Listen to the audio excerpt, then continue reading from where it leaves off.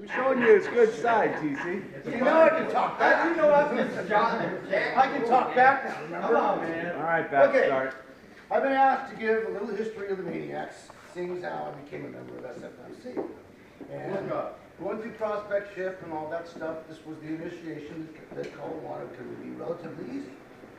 So I've got stuff written down, but most of this I know by heart anyway. So, I'm going to do it this way. Originally, the Maniacs started in 1937. They existed for 4 years to 1941.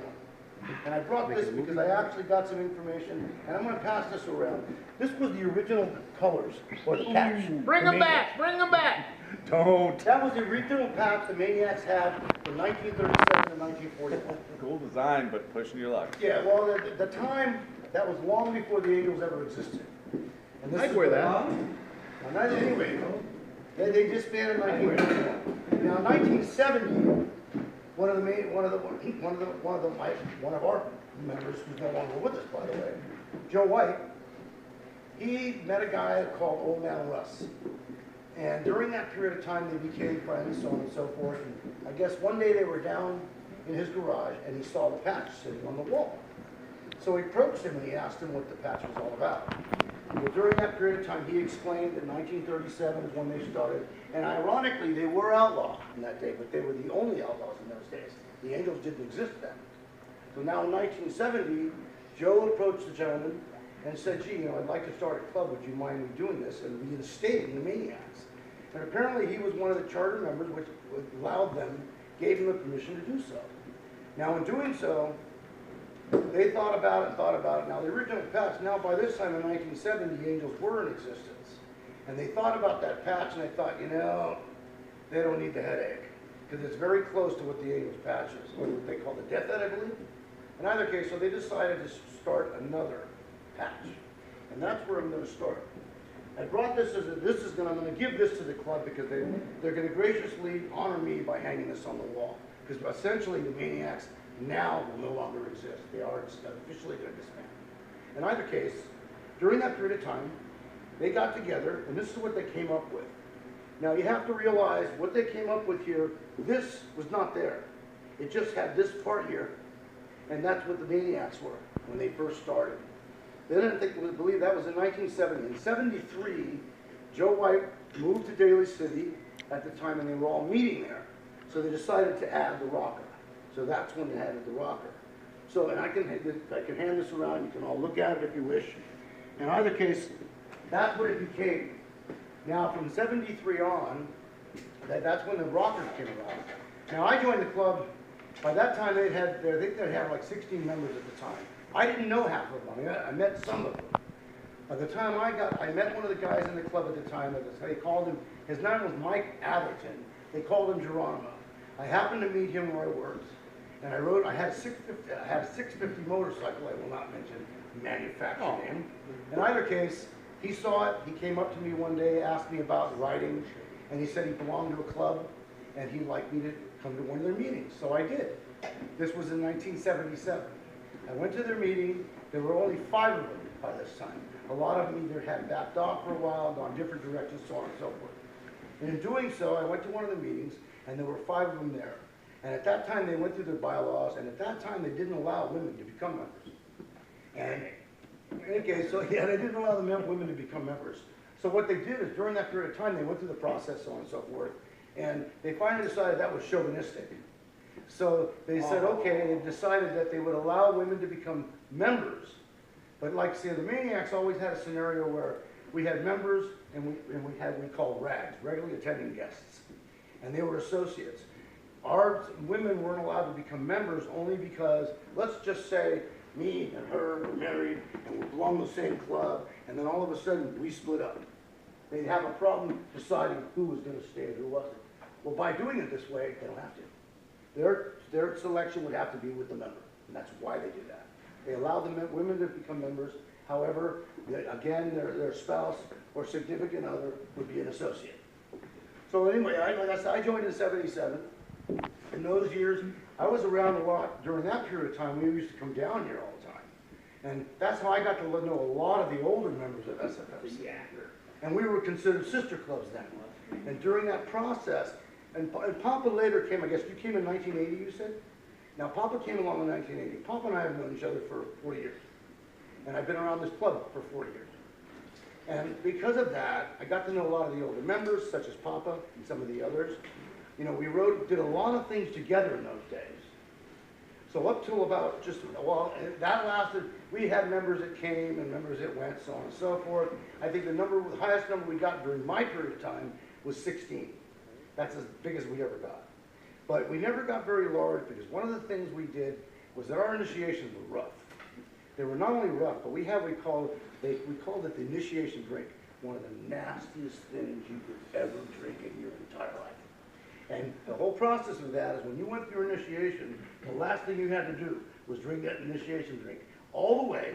And when you finished it, you had to take what we called the horn, which we used to blow when we started the meeting. You had to go out, you had to drink this thing, go outside, blow that horn, which was not easy to do after you drank this thing, by the way. But then you had to yell out, "I'm a maniac," 3 times. And in doing so, you came in and our numbers existed there were numbers of 50 in a basket. When you finally got initiated, you go and you picked a number and that became your roll number. Mine happened to be 5.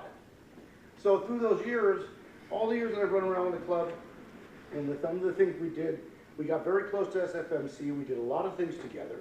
We were sister clubs, and at that time we were all flourishing. No, that's brother club. Well, you know, don't interrupt me. In any case, the reality came down to we did a lot of things together in those days, and of course I got to know the club very, very well. And of course now through the process now, all those years, in 2012, we lost members, people moved, people died, so on and so forth. But the reality came down to, in 2012, Dirty Ernie passed away. Most of us know who that is. When Dirty Ernie passed away, he was kind of the force as far as I was concerned. I was the last remaining president at the time. So now, you know, so 5 years later, there's been issues, without getting a lot of detail, there have been issues where members have quit, there's been differences of opinions, so on and so forth. So I'm the last one left. And because I was the last remaining president, I could pretty much do whatever I wanted. Well, you know, at this point in time, I've been around this club for, 40 years. You're my friends, you're my family, you know, and I've thoroughly enjoyed that. So now, during this period of time while you guys were going through the clubhouse, so on and so forth, I was here a lot. You know, and not because I expected it, and because you're my friends. And it's flattering to me because I got quite an education out of it. But the other side of that is that, you know, it's great to see all the work that was done in a 1.5 years time, and look at what we've got. You know, anybody could applaud this, no matter who it is. Plus the history behind this motorcycle club, the years that have been around. You know, it's something that flattered me. You've always treated me with the utmost respect. Even by myself, I've always been treated with the utmost respect. So in doing so, I became an honorary member. I did that for about a year. And then I started getting McCullough, Casey, a couple of the others kept saying, "Why don't you just join the club?" Well, I didn't want to go through the prospectship. I did that 40 years ago. So I did my prospectship. They were pretty cool with me. And in doing so, they showed me the utmost respect. They went out of their way to make sure I got the 6 rides, so on and so forth. Now I've become a member. And I'm extremely proud of that. I mean, after all these years, it was hard to give up the Maniacs, which as of today, the Maniacs will no longer exist. They will disband. Because I'm the only one left. So the only alternative for me, and ironically, I've always lived on this side of the bay. You know, so I used to come up to the meetings a lot on Thursdays, but then there were times when I was bowling on Thursdays, so I couldn't make the meetings. But we always made the old timers dance, that kind of thing. So now, after all these years, at 40 years, the Maniacs, there's only a few of them still left. One of them is in Tennessee, which happens to be my father-in-law. That's how I met my wife. In either case, in doing so, we did this all those years. The Maniacs lasted all this time. But now, it's time to change. There's no way around that. So this gives me another place to go. It goes to my friends, to my family, and being able to ride with somebody else, and which I've done in the past, so it's nothing new to me. But now I became a member, and this is one of the things Color wanted, was to show a little bit of the history of the Maniacs and what we existed and how it existed. That's pretty much all of it. I could name all the members, but I didn't want to go into that. The reality is that, you know, 40 years, I was proud to be a Maniac. I'll always be a Maniac. You'll never take that away from me. And that's one of the things they allowed me. That's why this says Maniac Dave on it. That's why. It's because in the last 4 or 5 years, that's what I've done. I've kind of changed it around for that reason, you know, because it meant something to me. It always will. So in doing so now, I've become an SFMC member, of which I'm extremely proud of. I've worked very hard to get where I'm at. And now I've got a group that I can still socialize with, you know, even though I live in Hayward now. But it's just a fun thing for me. So in doing so, all I can say is I'm glad, I'm happy, I'm honored, I'm flattered. But now I'm a member of SFMC, and this is kind of the end of it with regard to initiation. So I hope you guys will just remember the Maniacs were around for all those years. And this, that banner, I'm going to donate that to the club. And this was one of the things that I was approached with, where I could put a patch or colors on the wall. Would I be able to relinquish one for the memory's sake and for the longevity? But I have to admit, giving up the banner is one thing. But when I talked to my father-in-law about the colors, that was no. He said, that's ludicrous. And he says, you don't give up the colors. And I agree with him there. Just like we protect ours, he's protecting those. So I'm giving this to the club. I want that on the wall in memory's sake. And thank you for allowing me to be part of you. Love you, Dave.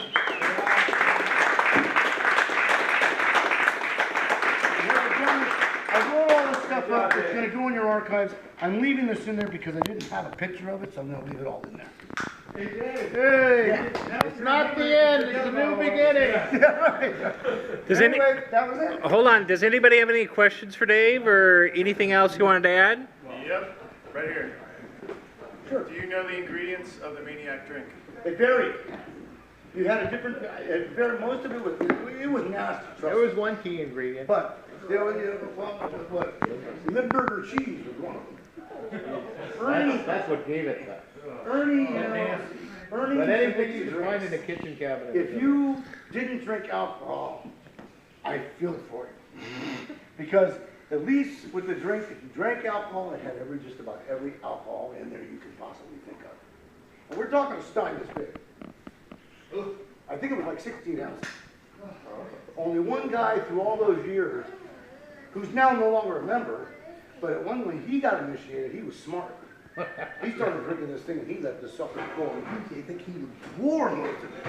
He didn't have to swallow. He just went like this and just kept going until it was gone. He's the only one I've ever seen get away with that. But no, if you drank, you were actually better off. Because if you didn't drink, trust me, you did not want to even smell this thing, let alone drink it. Ernie had formulas for this stuff. He literally had a list. I've got the list somewhere. I'm not even sure where anymore. But there's a list. He had like 6 or different formulas. I mean, he literally knew what he was doing. But, you know, one time he did one. Worcester, hot sauce. Oh, he put everything in that thing. But one time he did it, well, the person was literally chewing shit. And at the time, they literally, he put one of those bullets in there. So finally, I happened to be president that year. I went up to him and said, dude, this is supposed to be a drink, not a goddamn meal. You know, Ernie. Come on. Oh, come on. Aren't you a biker? That's what he would tell you. No. But in any case, like I say, after all those years, it was a wonderful time. We were very, very close. And this is just the way it stayed. And now all these years, whatever, I'm going to write a letter. There's only a few members that are still in existence that were actually in good standing, per se. So I'm going to write a letter to those announcing the fact that the Maniacs are. And they're all invited to come down and prospect. Yeah, right. Okay, I'm done. Yeah. In 20 years, if some young kid comes up and says, I want to start up the Maniacs again, and I got a group of friends who wants to do that, and I saw this video on YouTube, and we want to do that, what would you say? No. Once it's disbanded, done. And the reason why is because we, you know, as far as your colors are concerned, we watch over those. And there was times through the years where there actually is a Maniac down in Southern California. A list that is outlawed. And there were some things that came about that came around, and then our name started coming up, and we didn't want to be caught up in that. So the easiest way to protect it is say no. Anything else? I know Frank and I had a question. Do you know what this We did that number because was? we all had numbers, but that was the only number that was never picked. So they chose to put the 1 on there and just leave that because nobody ever picked the number 1. So they made that number 1. That's the only reason why that's there. That's the honest truth. Anything else? I got questions. More for Papa Dave than it is for Bad Start Dave. Dave, you've always told me the Maniacs are always welcome in this clubhouse. Why? Besides just 40 years of friendship, but Why not? in the thin times, the Maniacs help keep us running.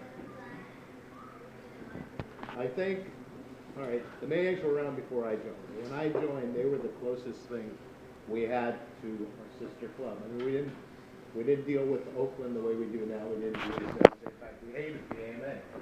So there was no club in District 36 that we were going to bind with. But the Maniacs were Sierra Riders. That was the group that we were closer to at the time. And hey, we just had fun. We knew how to party with them. They were always welcome in this club.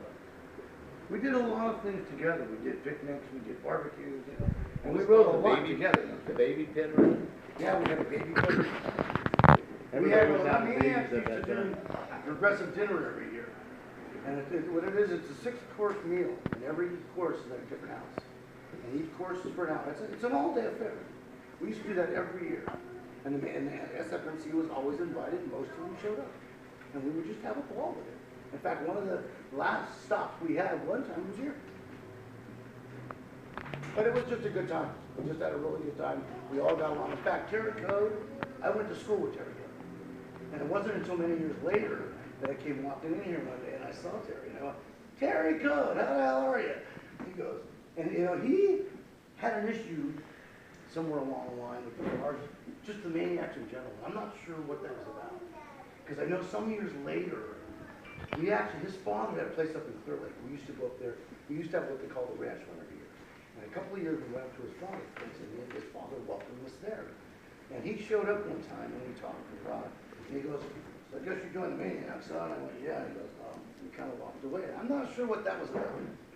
What I do know is then later on when his father was ill, I worked at the hospital at that time in a little coffee shop.